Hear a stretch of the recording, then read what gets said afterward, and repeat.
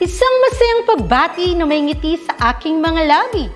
Naghahanap ba kayo ng makakatuwang sa pagre-review ng inyong anak? Meron yan sa DepEd. Ang ETUlay online tutorial ay libre at handog ng ating kagawaran sa pangunguna ng OUA ICTS EdTech.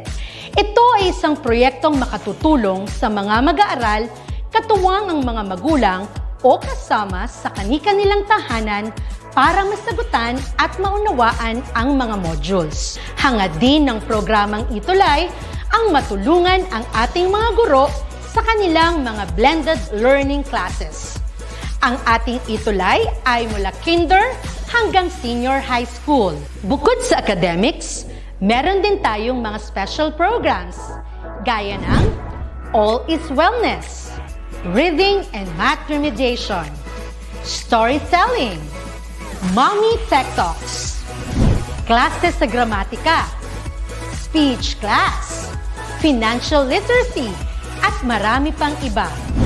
Pinalawig din ng ETUlay ang ating Alive program para sa mga mag-aaral mula grade 1 hanggang grade 3. Gayun din ay mayroon tayong ALS program at SPED tutorials na makasisigurong makakamit ng lahat ang inclusive education. May SPED hotline na rin para sa inyong mga katanungan patungkol sa special education. Kaya, subaybayan mula Lunes hanggang Biyernes, mula 9:00 ng umaga hanggang 7:00 ng gabi ang ating ETUlay.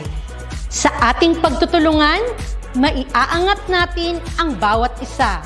Ating itutulay ang pagkatuto upang di mapigil ang pag-aaral ng kabataang Pilipino. Itulay natin ito, sulong edukalidad.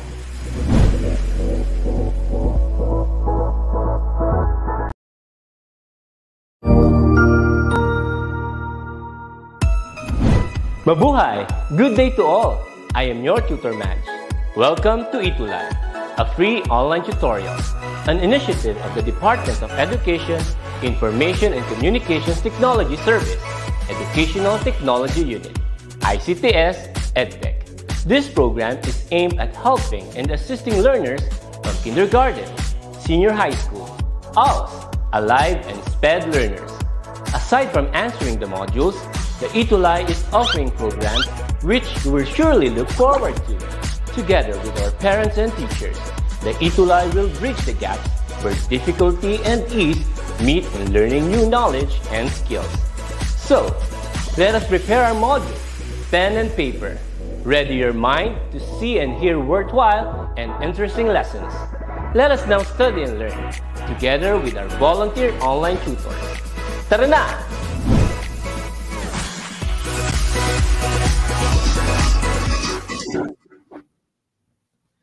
In reporting, one of the integral parts is how one gathers the needed data.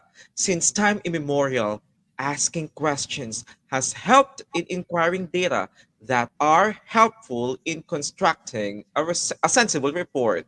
And we know that a report must contain factual information gathered from empirical data, whether Exactly. obvious or not. Yeah. Hello there. It's Tuesday. It's exactly 4 o'clock in the afternoon. It's time for English for academic and professional purposes. I am Tutor Alvin, And I am Tutor Aaron and we are your AF buddies. for ETUlay online tutorial session at this hour.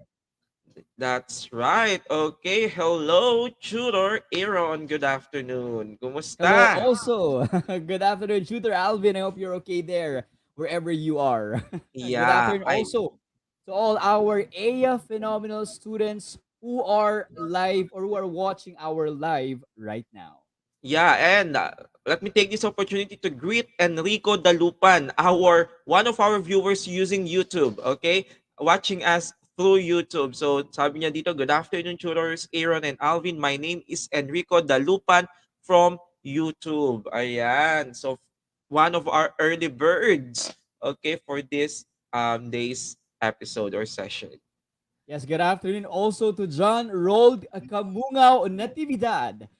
He's from 11 Carl Marks from San Mariano National High School, Maine. And good afternoon to everyone. To everyone, it's already our AF Tuesday. So let's go back, or let's go to our question every Tuesday. We want to ask you, how do you feel right now? How is your Tuesday? Our AF phenomenal students. Yeah. How's your Tuesday? Can we ask, lahat ba nagpe-face-to-face na, 'di ba? So definitely if you're or having your face-to-face classes, probably dismissal time na. So you're Yes. probably at home.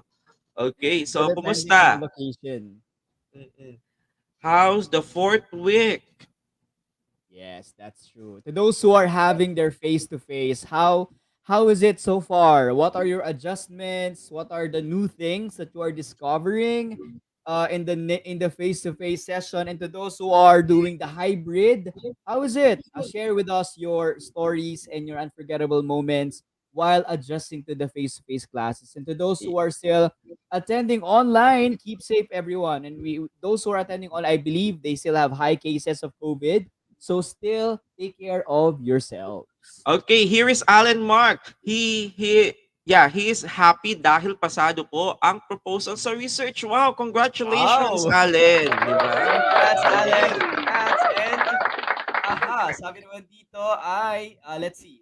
Aside from Alan, Mark Gabriel Amusni said, frankly speaking, pagod po ngayong araw pero mananatiling matatag dahil malapit na ang graduation. Tama. Yeah, that's right. Especially to our grade 12, okay, learners, to my grade 12 students there from sections Genesis to Joshua.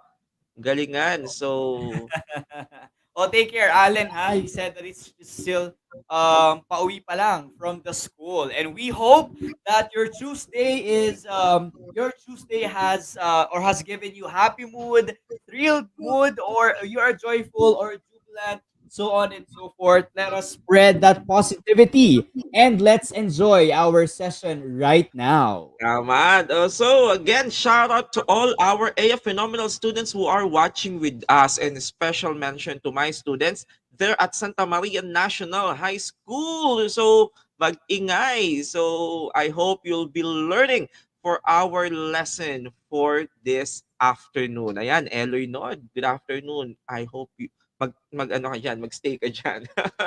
So, maraming salamat sa mga puso ninyo. Okay, so last week, Tutor Aaron, our lesson was about Objectives and structures of various kinds of reports. so it's time for us to award, of course, our AF Phenomenal Student of the Week. He is Anthony John Guzman of San Mariano National High School from SDO Isabela. So Yeah, hey, congratulations, Anthony John Guzman. I hope he's there right now. I yeah, believe so susunod siya because he's always active. And that's actually based on last session. So if you want to be awarded also as a Phenomenal Student of the Week, do your best today and join in yeah. all of our activities. That's right. So ito si Christian Martinez, good morning. Uy, Good kaagising morning. pa lang ata ni Christian. Good morning, Christian. Good morning. Yeah. Puyat yarn. All right. So let us now have a rundown of our lessons. So first, last for the week one, we talked about analyzing and presenting arguments, and we're done. Next is For the week two, we talked about or we tackled writing a position paper. And for the week three, it's still fresh, I think, as we talked about the objectives and the structures of various kinds of report. Now, Now, we will be talking about another thrilling topic, which is all about designing, testing, and revising survey questionnaires. I know makakakonek kayo lahat dito because most of you will be undergoing research. yeah, research, and one of the primary requirements for you to finish it is, of course, you should be devising or designing or crafting your questionnaire. But the question is, the big question is how? How? Okay? How, how, So, how? how? So what I need to know, so our target for this session is for you to design, to test, and revise survey questionnaires. And let us begin. But before that, Yes. let's have an activity. Yes, so probably our students would ask, no, how can we do that for 40 minutes? So if I were you, our dear phenomenal students, get your, if ever, I believe some of your teachers have already asked you to create your own questionnaires. So if you have already your questionnaire, so get it and double check if you have followed the steps and whatsoever so that you can recheck it in our time. Now, with our activity, let's go straight with this most anticipating, one of the anticipating part in our session. And our direction is identify the ideas being depicted by the pictures. The question is, are you ready, our AFNML students? Yeah, comment down below and say ready at Ready magpaulan na ng ready na iba't ba ibang mga kayo? masasayang reactions. And don't forget to share our live session for this afternoon so that everyone will be educated and will, of course, experience the fun we're having here in AAP session. Yes, ipakalat ang magandang balita. Tama. Mas maganda, marami tayong natututo. Lalo na ngayon, ang topic natin is Yes. about designing. Okay? And testing Ready na sila, Tutor questionnaire. Alvin? So, okay, they are ready. So, yeah, sabi ni Teddy, I am ready. And Marvin. So, let's have this first picture. Mhm. What do you think is being depicted by these two pictures that we are showing you right now? Clue? Clue agad? Agad may clue. Clue Tingnan nyo is muna. Alam clue ko, is alam nyo to. Di ba? yes. Clue is papunta pa lang tayo sa exciting part. Yeah. We're doing it right now. Almost, 'di ba? Almost little by little we are transforming to it again. So this is what? Our dear So, AF Phenomenal students. what is your answer, our students? Comment down below.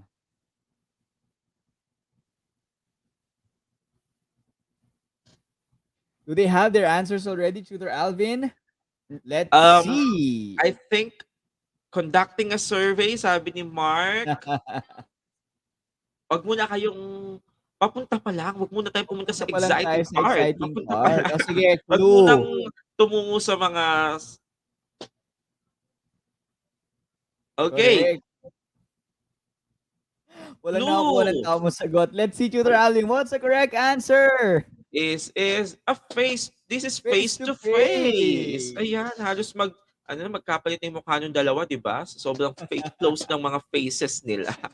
All right. Alam mo, our students are so serious. Talaga mga patola sila. Yeah. Wala pa nga tayo sa exciting part. Puro hypothesis. Your answers are now like Kaya nga, research, data gathering. Wala reporting, pa tayo data dyan. gathering. Papunta pa lang. Our dear AF Phenomenal students, chill lang. So let's have now Chill. the second picture. They're Ito, taking it literal now, to. qualitatively, ah. Yeah, literal ito. Okay? That's the clue. Literal ang hinahanap natin dito. How about the next picture? What do you think is being depicted by this? Go! Yeah, gusto kong palakpakan itong si Mark. Ayan, sa ano sabi niya agad? Sabi ni Mark is hypothesis. Wow, galing. Ang Agad, lalim. That's so lalim agad. deep, Mark. This it is literal as in kung anong nakikita nyo. Yes. You know, sometimes, hindi naman natin kailangan lagi mag-overthink. Tama. Pero alam naman natin, no? Of all the weeks we're with them, Yes, yan kasi talagang mahirap sa atin minsan, 'di ba? Porket pinakitaan tayo ng konting lambing, nag-o-overthink na tayo, umaasa, kaya nabibigo, 'di ba? And yeah, somebody has already got the correct answer, Tutor Alvin. this is paper and Paper and pencil. pencil. Tama, Justin. Ayan. Mapapakamot niyan sila siguro. Yun lang pala, di ba? Yun ang tawag sa sobrang lalim agad ng inisip, di ba? Okay, Okay, next. next. This one. Anyway, congrats to Marvin, Allen, and to Justin for giving the correct answer. How about this Yeah. picture? What do you think is being depicted by this? Go. Ayan, Rafael Faye, hello. Eto. Okay, Tutor Alvin, I already saw the correct answer. I mean, somebody has already answered it correctly. Okay, Angelica May Hernandez Angeles. Okay, so congratulations. Palakpakan naman dyan. Next is this one. How about our last picture for this activity? What do you think is being done in these two picture? Go! Alam na alam nyo to. Kaya nga eh. Natawa naman ako. Ito, from the isa, from the previous one. Sabi nyo, literal eh. Itong sina Mark, ay sina Allen Mark, envelope na daw sa... Ikaw talaga, Allen, ha? Okay, Tutor Alvin, I think I saw now the correct answers from our AF Phenomenal students. So let's reveal our correct answer. This is, okay. Interview. And Yeah. congratulations, everyone. And thank you for participating in our first game. And you know, these things, sabi nga natin, ang natutunan natin dito, number one is do not overthink. Siguro, probably one of the reasons on why it's hard for us to understand and to undergo research is simply because we are overthinking. Meaning, wala pa tayo doon, ay nag-overthink na kayo. So, Yeah, we ang think it's hirap. difficult. Oo, di Nakakapagod ba? yan. No? Huwag ganon. Enjoy research. Love research. Love, Yeah, love. talaga ba, Tutor Alvin? Love research? Pilitin natin mahalin ang research. At Kailangan eh. tama, It's needed. puwedeng And pilitin kailangan pero ito in the process magsasagip sa atin correct, in the ang process, research. you will love it, 'di ba? And any And other those academic things, those materials and ideas that you have witnessed here are all part that are all different ways on how to do our questionnaires. And for today, we will be discovering all of that. And we hope you are ready to discuss and to start our discussion. Yeah, tama Mark. Love ka rin naman niya. All right, so let us begin now with, let's have a mini review. I think we've already tackled this, right? Tutor Aaron, the different types of report. Let's have what we call this, a review. Okay, first type of report is the survey report. It is written after getting a data from a survey. So basically, a survey report is you are making a report or you are presenting an information based on a survey. So that means mag-survey ka muna para mayroon kang ma-report. And based from the gathered data from the survey, and that's the thing you're going to report. And the objective of the survey report is primarily to collect people's responses or answers about a particular issue or topic. And that's the thing you're going to report. That is the survey report. Correct, Tutor Alvin. And our second type is the laboratory or scientific technical report. So it's commonly called lab report. It is written in a formal and organized manner. And we all know that since we're talking about scientific or technical reports, these are hardcore and they're all based on what we call scientific method or scientific testing. So may mga experimentation. We also have the testing of hypothesis and so on and so forth wherein you want to prove something properly, whether you want to debunk or to support or to create an idea or to discover something new. And the objective is to present results or findings from experiments. That is Yeah. laboratory or scientific technical report. And the last type of a formal report is the field report. When we say field report, it is sometimes called trip report. So ano yun, field trip? Pwede, but the Trip-trip lang? idea behind the field report is that you are getting information not inside the lab, not through the survey, but based on your observation in the field itself. Okay? In More the on a field, qualitative side. more on qualitative. So, to describe and analyze a systematic observation. So, nandyan ka sa field, iniwan ka dyan, okay, to observe, right? And to gather information based on what you see, okay, what you feel, and based on the interviews of the people living in that particular field. Yeah, the first hand Yes. data, natatandaan pa nila, Tutor Aaron. But And we then, hope you can still remember those that we discussed last time. yeah. But now, in our lesson, saan ba dyan Which among these three ang gumagamit ng survey? Napaka-obvious, right? It is the, paki-comment nga. Survey report. Ayan, it is the survey report. So, yun na tayo mag-focus. So, Tutor Aaron, what do we mean by survey questionnaire? Yes, and we know that in survey reports, in researches that we do in school, we are asked by our teachers to create our questionnaire. And questionnaires, these are a data gathering tool composed of a set of questions used in a survey and is utilized in various fields such as politics, research, marketing, media, and so on. It is intended to gather data, views, opinions, and others from individuals or a particular group of people. And it is an important tool used in order to collect the necessary information that will benefit the people and the community. So this is a tool that every researcher is using in order for them to gather information or to get the first step of their testing. Diba? So if you don't have the questionnaire, then how will you be able to get these information that you need for your research? So these questionnaire are the things that you give to your respondents, or sometimes you use to interview your respondents, and your basis also to wherein your analysis will be based. So kung ano yung makukuha mo sa questionnaire, eto rin yung i-analyze mo, and everything that will, kumbaga, eto yung magiging isa, one of the foundations of your research. Dahil kung hindi maganda ang questionnaire mo, or hindi maganda, or hindi nagsusupport or not aligned with your studies, then baliwala din. So definitely, it also has to follow a quality assurance to make sure that it's connected, and you will bring out the best from, or the let's say, the most reliable answers from your respondents. Right, Tutor Alvin? Yeah, that's correct. So, in other words, the questionnaire, it will serve as a tool, or in other words, the instrument, okay, the instrument that you are going to utilize for you to gather data, because part of your research or your research report is the data collection, okay, the data collection. The question is, how can you collect data? How can you gather data? Of course, you need to utilize or use an instrument, and in a survey report, we call that instrument a questionnaire, wherein in this questionnaire, you can see set of questions. Now, let's talk now about what are the popular types of survey questions.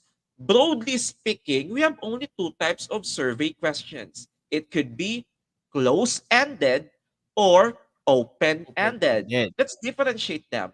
Let's begin with the close-ended.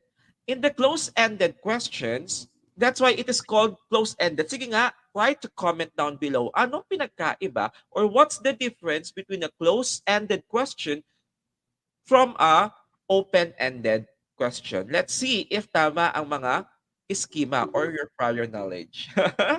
They say that if it's a close-ended, kapag tinanong daw, nakatakip kasi bawal kopyahin.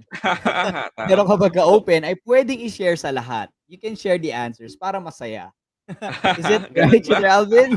It's not. Okay, nagbibiro si Tutor Aaron. So the difference, first, the close-ended, tama, it could be answerable by yes or no. In other Correct. words, may options ka lang na pagpipilian. Okay? Yes. You are confined into Specific what do we call that? answers. Yeah, into specific answers, and your job as a respondent is to choose among those options.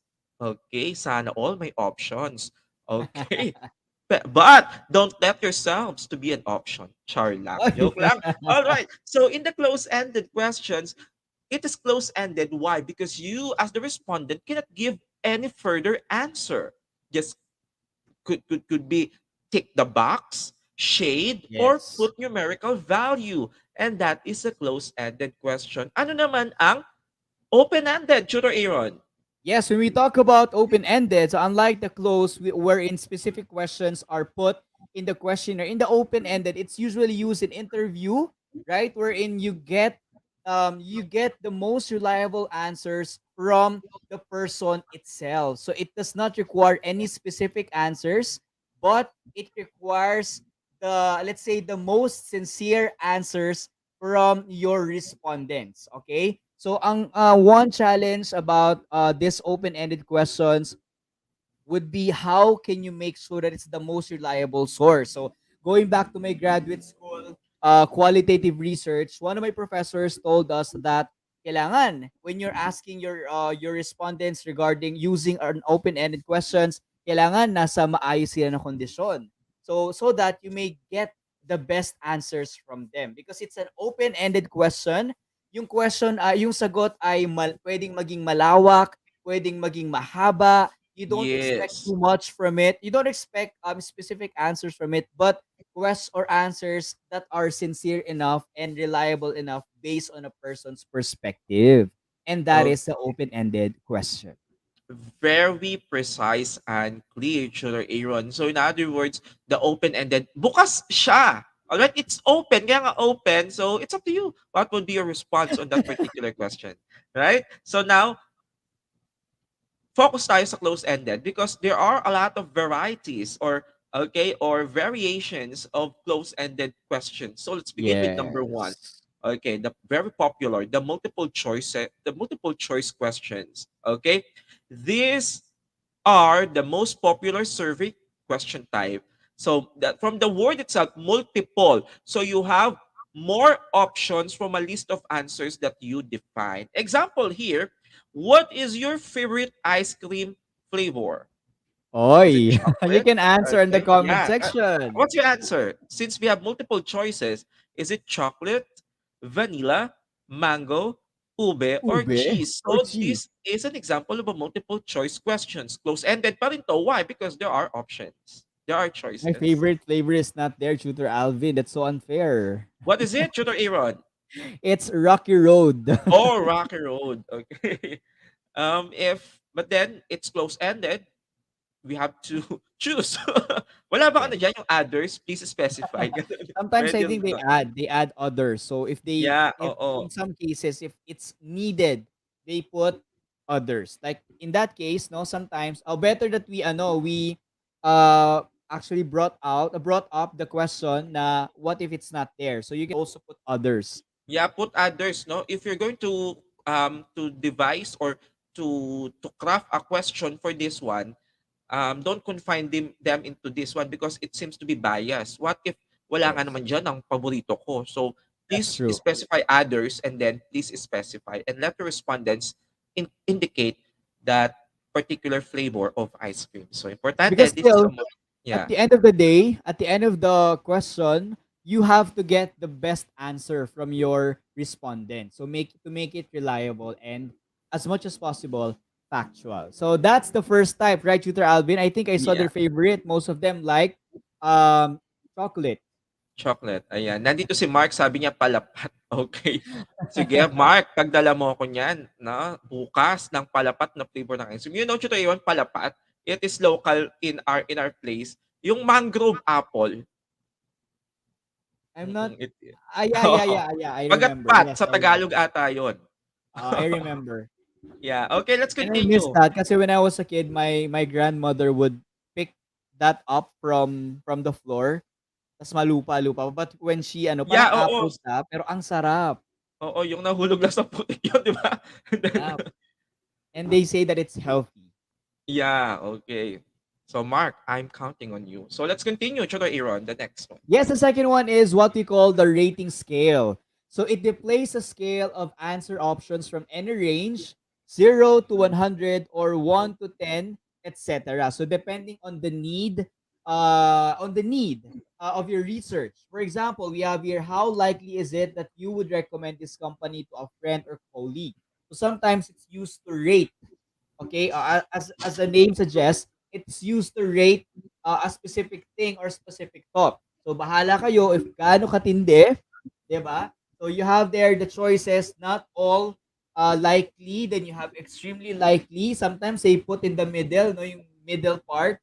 O siguro mid likely or somehow it depends on the question that you are going to ask your respondents. Pero ang tanong namin sa inyo, if you would rate your pain. From 1 to 10. Oh, Yeah, pain. The hindi, joke lang. no. Biro Tayo lamang. na lang magpa-rate, Tutor Aaron. If you're going to rate us, okay, tutors Oy, Aaron and I. baka ibagsak nila tayo, Tutor Kaya Alvin. nga, Mamaya natin nakakatakot bigla. If Hindi you naman are going to siguro. rate our kagwapuhan, Oh, 10 being yeah. the highest, Mm-mm. 10 10 din is the ang being, highest, 0 10 is being the the lowest. lowest. Dalawa Okay, lang ang not only choice, the 10 or kagwapuhan, 10. but also the overall package. Our performance as your tutors, kumusta? Sige nga, first time namin itong makita mula sa Ako inyo. Sana nalaban ko lang magandang kasi ano resulta. eh, Alright, yung how would you pagdaldal ko rate eh. us? Is it 10 or is it 10? Oo. Go! Mm-mm. Ay, may naglagay ng 9, Tutor Alvin. May naglagay ng 9. Oo, may -1 pa. Maminusan 1 din natin. Joke lang. Joke lang. Alright. Oh, may Okay, 11. Oh, Tutor Alvin, feeling ko hmm. mga students mo yung nandito. Nasaan ba? Kaya feeling ko mas mataas yung ibibigay nila sa'yo. Ay, joke. Talaga ba? Hindi. Okay, Pero they, most of na. them answered 10. Wow! Siyempre dalawa Wow, lang yung choice eh. thank you 10 or naman. 10. Jenny Yabut Nababasa ko answered yan. 100. Wow! Dahil dyan, Jenny Yabut, papunta na ang Grab sa bahay ninyo. Tama, oo, yan. Ayan, estudyante ko si Okay, let's Jenny. proceed to the next type. At yeah, so next one, ito, pinakasikat, the Likert scale. It is the do you agree or disagree question you often see in surveys and are used to gauge respondents' opinions and feelings. Ito na yung 5, 'di ba? 5 levels ito, yung 5 4 3 2 1, strongly agree, agree, neutral, disagree, strongly disagree. So, yun na, pag ganun na yun, that is automatic a Likert scale. Okay, that is a Likert scale. Example here is, I'm satisfied with the investment my organization makes in education. Or let me change it, okay? I'm satisfied with the teachings, okay, we get from tutors Aaron and Alvin. So you answer 5 for for strongly agree, 4 for agree, 3 neutral, 2 disagree, and 1 for strongly disagree. Nasan dyan? And that's the Likert scale. Okay, that's correct. Okay, and the next one is what you call the rank list. So this is used to, from the term itself, not to rank from highest to lowest, the thing that you like or the least thing that you like. So it depends on the choice or the question that you want to ask. So it asks respondents to order answer choices by way of preference. For example, we have here rank the following shows in order of preference. 1 being your favorite, and 5 being your least favorite. So in here, we use 1 to 5, not to rank. So sometimes they just rank or they rank depending on the most favorite or kung ano man yung gusto nila dun sa hindi nila pinaka-favorite. So this is what we call the rank list. Now question is, among these 5, Facebook, YouTube, Twitter, Instagram, TikTok, or DepEd ETUlay, which application, joke, sinawing DepEd ETUlay, di ba? Which application do you mostly use? Saan kayo napupuyat, in short? Saan na po yata? Okay, if you're going to rank the following, okay, social media app. Actually, Ikaw, dapat Tutor Alvin, saan ka napupuyat dyan? Saan ba? Sa TikTok. Sabi Not ko on na eh. recording, watching. Okay, Appear. watching. Appear tayo dyan. Ako Ayan. sa lahat ng yan, kasi kunyari, wala akong ginagawa sa Facebook, punta ako sa TikTok. Pag wala sa TikTok, Ayan. punta ako sa YouTube, punta ako sa Twitter, punta ako sa Instagram. Di ba ang gulo? Yeah, pero ang pinakaano ko diyan, talagang pag wala na akong mapunahan ang Twitter. Yung wala ka nang magawa sa ibang FB, YouTube, bigla ka magti-tweet bigla ng out of nowhere. Yes. Tayo ng mga, di ba, vlog, ganyan. Yeah, so that's the rank list. No, sorry, no, hindi na kami magpaparank ni Tutor Aaron sa between us, baka mag-away pa kami. Joke lang. Okay, so dito na lang tayo. Facebook, YouTube, Twitter, Instagram, and TikTok. And thank you, ang gaganda ng mga responses. Sa kanya ako napupuyat. Sabi ni RV. Ayan. Hoy, Sana naman, RV, ikaw sana din all. May pinagpupuyatan ka niya. pinagpupuyatan. Diba? May sa kanyang pinagpupuyatan. Mm-mm. Okay. And of course, here we have the matrix question. Okay, matrix question, it is a series of Likert scale or a series of rating scale questions. Huwag kayong malito dito. Okay, in the matrix question, it could be a Likert scale. It could also be a rating scale. So the clue, so for us to identify that it is a matrix question, it is a series. Okay, a group of Likert scale. Example, this one. This definitely a Likert scale. But then there are a lot of questions. Okay, there are a lot of variables. So when it when a question or when a questionnaire runs through a series of questions, we are using already the matrix question format. Okay? So yun lang naman ang pinagkaiba doon, wag malito. So the Or matrix sometimes question, when you need to consider different aspects mm-mm. or different perspectives of that specific study, you add and you use the matrix question because you want to make sure that all possible answers will be achieved by your research. So you have the matrix questions. And And we have the open-ended question as what we discussed a short while ago. So I think okay na yan, Tutor Alvin, right? yeah, okay na yan. So na-discuss na natin ang open-ended questions. Now, Now, we will be, siyempre, now that we're done with the types of your survey questionnaires, now, paano ba natin sila gagawin or paano sila administer? So, here are the methods in administering a survey. The first one is, Tutor Alvin. number one is the personal approach mula sa from the word itself, personal. So that means it's you yourself, okay, who will be conducting, will be observing the behavior or the behavior of your respondents. It could be either individually or as a group. That's why we call it personal approach. Now, how can you get or how can you conduct a survey personally? There are two, right? So the first one is it could be a face-to-face structured interview or a telephone survey. I think it's very easy to understand. Pag sinabi natin face-to-face, it involves that you're going to meet your respondent personally and give them the questionnaire and let them answer it. That's the face-to-face. But due to some restrictions or due to some limitations, what if, example, geographical restriction, malayo siya, alangan mamasahe ka pa, why don't you opt to do the telephone survey? Telephone is not only confined to telephone, the landline. You can also use any other phone, like the cellular phone. So you can use it to conduct your survey or to administer your survey through the use of um, phone. Okay? So those are the two ways of how you can personally, okay, the personal approaches of conducting a survey. That's true. So for our next, we have the personal and we have the self-administered approach. So in this type of approach, the survey is administered without the actual presence of the researcher, and the respondents are expected to accomplish the survey independently. So without the actual presence of the researcher, the survey will still be answered properly. And we have different ways on how we can do the self-administered approach. So ibibigay nyo sa kanila yung paper, they can answer it anytime. So let's see. So we have letter A, the paper and pencil survey. The second one is online survey, and the third one is the mail survey. So for the paper and pencil survey, you are handing them down a specific questionnaire, and you're letting them answer it, whether you're not there or whether you're not observing them.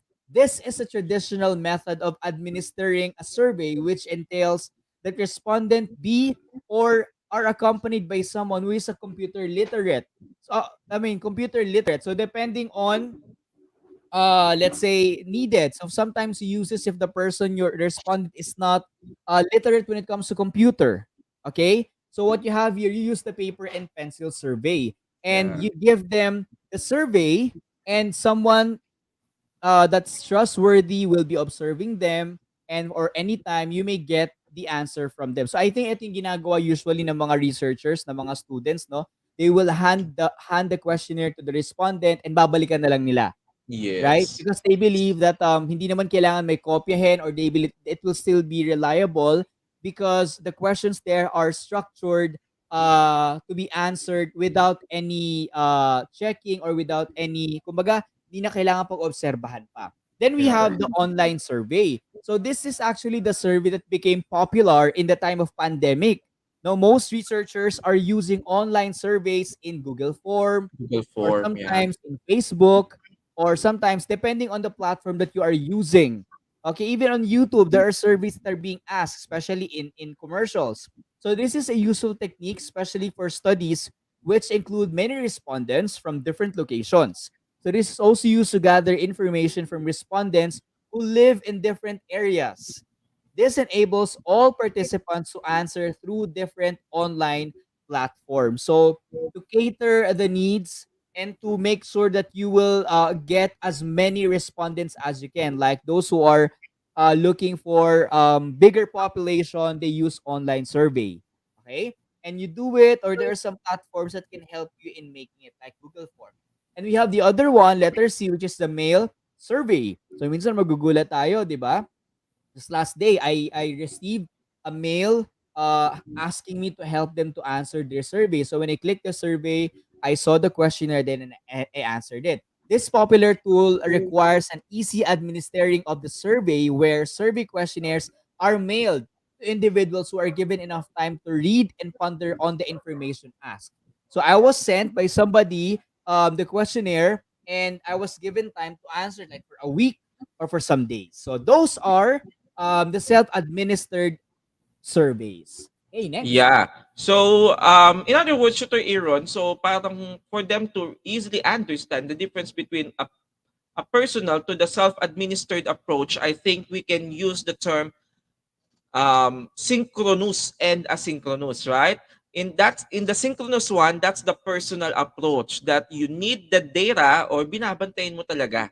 Okay? While the other one, we have the self-administered. Sabi nga ni Sir Aaron, pwede nating iwanan, right? And Yes. it can be answered And on the mostly, other Tutor exam. Alvin, siguro depende rin sa ano, no? Depende sa on the quality, I mean the critical side of the answers, kasi definitely in interviews mas magandang personal, 'di ba? Kung kailangan mo Yeah. ng mga if your data would be more on discourse analysis, more on words and qualitative stuff, kailangan mo talaga makausap yung tao. Well, if siguro itong self-administered mostly are like the close-ended The questionnaires. close-ended, right?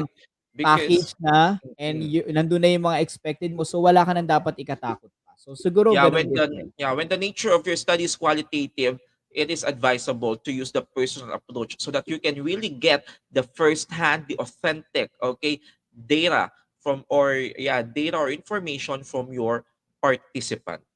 Correct. All right. So we're done with the discussion part. So for today, we talked about Tutor Aaron, the The types types of of questions. So mainly we have the close-ended question and we have the open-ended questions. Below the close-ended, we have the multiple choice questions, rank list, checklist, Likert scale, and rating scale. And on the other hand, with open-ended questions, we have the interview questions. All right. Now, also, we have the methods, the two basic methods of administering a survey. It could be personal approach or a self-administered approach. Under the personal approach, we have the face-to-face structured interview or the telephone or phone survey. While on the self-administered approach or the asynchronous one, we have the paper and pencil survey, online survey, and mail survey. All right. So, thumbs up naman if you get, if you understand or you clearly understand or you get our lesson for this session. So, just in time for our AF moment to shine. Are you ready to shine, our AF phenomenal students? Because in here, we will be testing your learning, engaging your knowledge of what we talked about. So let's begin. Tutor Alvin, are you ready, our AF phenomenal students? Because if you are, let's do this. yeah, Try let's to do answer this. the questions. First question: What are the two approaches or main approaches in administering a survey? Yeah. So timer starts now. Two approaches in administering a survey. Go. Go, So we go, have two go. main. One that starts with letter F, letter P, and the other Yeah, one P. starts with Letter letter S. S. Mm. What do Kahit you pa think, isa-isa lang. our AF Okay. phenomenal students? Okay, Tutor Mm. Alvin, shall we? Ayan, may nakakuha na. We have the personal approach and self-administered approach Administrative according approach. to Sabi ni Angelica May. Angelica. Enrique Yes. Hernandez, analyst. Congratulations. That's correct. Okay. Next one. This interview is set personally, and the people involved face each other in order to gather the necessary information. Questions on the survey are asked directly to the respondent by the researcher. Okay, what type of, I think, personal approach, right, is Yes. this one? The interview is set personally, and the people involved face each other in order to gather the necessary information. Okay, What? go. Yeah, number two. What's the answer for this one? This is, Let's give it. Tutor Alvin. yeah. Anong uri ng personal approach ito? Mayroong dalawa, di ba? So, which is which? It is set personally, and the people Okay. involved. Tutor Alvin, Mary Jane Manansala, I think got the correct answer, if I'm not mistaken. Yeah, tama. It is face to face. Hindi yung face-to-face na nagsusuntukan sila, ha? Interview or questionnaire. Tama. Face to Mary Jane, face. next. Okay, next question we have. This is useful technique, especially a useful technique for studies which include many respondents from different locations. This is used to gather information for respondents who live in different areas. This enables all participants to answer through different online platforms. May Andun clue na. na. Yes. Go! Ayan, syempre, no, kapag malalayo sila, di ba? So, you cannot Pag go malayo si crush, 'di ba? I-survey mo na lang ng ganito. ganito. Hindi pwedeng face to face. Kundi Ayan, si Roan Claire, sumagot na. Ang sabi niya is online online survey. That survey. is correct. And is this the last, Tutor Aaron? Yes, this Okay, popular tool this popular requires tool requires Oh, an Tutor Alvin. easy administering of the survey, where survey questionnaires are mailed to individuals who are given enough time to read and ponder on the information asked. Okay, what popular tool is this one? Go. It requires an easy administering of the survey. Ayun, si Roan. Napaka-fast hand. Ang bilis ata ng signal kina Roan. It is a mail survey. That is correct. All right. So, just in time. How was it? Right, Tutor Aaron? Yes, how was it? We would love to hear your thoughts or feedback on how we can improve your experience. Pero sabi nga nila 10/10 tayo kanina or 11 pa. So very Tama. satisfied. What did Maraming you get? High salamat. score? What's your score with our game, our English students? 2/4, 3/4. Share with us your answers. Congratulations and thank you very much. Yeah. So, remember, our dear AF phenomenal students, one of the ways to gather data is through a questionnaire. However, as a researcher, you must know the right questions that you will use to get the information you need. And designing a questionnaire is quite challenging, but fun. Do not Yes. give up if your first attempt needs revision. Remember, practice makes perfect, or should I say, excellent. So Yeah. keep pushing. Yeah, that's precise, Aaron, and that's it for today. Thank you for your participation, AF phenomenal students. This has been Tutor Alvin. And I am Tutor Aaron, and we are your AUP buddies. See you next Tuesday for more thrilling adventures. Always remember to be AUP phenomenal Be AF fantastic and be AUP powerful. in English for academic and professional purposes. Only here on ETUlay Live. Good See you day, again everyone. next time, our AF Phenomenal students. Happy Tuesday. Yeah, happy Tuesday.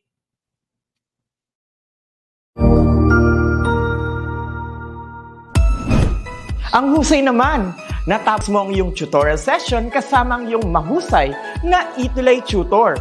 May bago ka bang natutuhan? I-share na yan gamit ang hashtag #ETUlayLevelUp.